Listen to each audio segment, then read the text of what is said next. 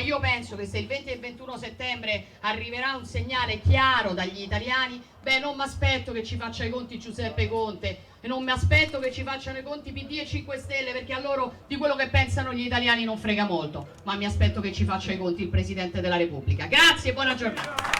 Un messaggio chiaro quello che lancia la leader di Fratelli d'Italia, impegnata in un tour veneto che ha fatto tappa anche a Padova con il flash mob in stazione per chiedere più sicurezza.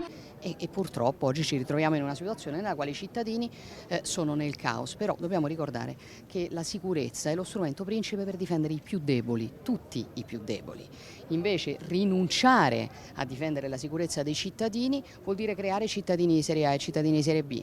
Ad accogliere Giorgia Meloni lo schieramento dei candidati consiglieri regionali padovani della lista Fratelli d'Italia, che sostiene il governatore uscente Luca Zaia. Al centro il tema dell'autonomia, condizio sine qua non per l'alleanza di governo in Veneto. Abbiamo anche firmato un altro documento, avevamo firmato i programmi nel 2018 e non è per noi se non c'è l'autonomia.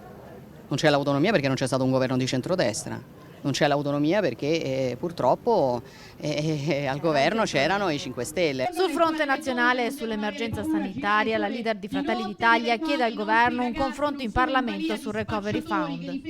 Ed è un fatto di garanzia per gli italiani che ci sia un confronto in Parlamento, perché ricordo che il governo ha già speso oltre 100 miliardi di euro, che sono risorse che noi abbiamo contribuito a mettere a disposizione indebitando i nostri figli, e ha dilapidato buona parte di quelle risorse, perché ha pensato che quelle risorse potessero essere un'occasione per fare un po' di cassa elettorale, e quindi bonus, i monopattini, le cose inutili che non c'entravano niente con il rilancio delle aziende, con il rilancio e la difesa dell'Italia.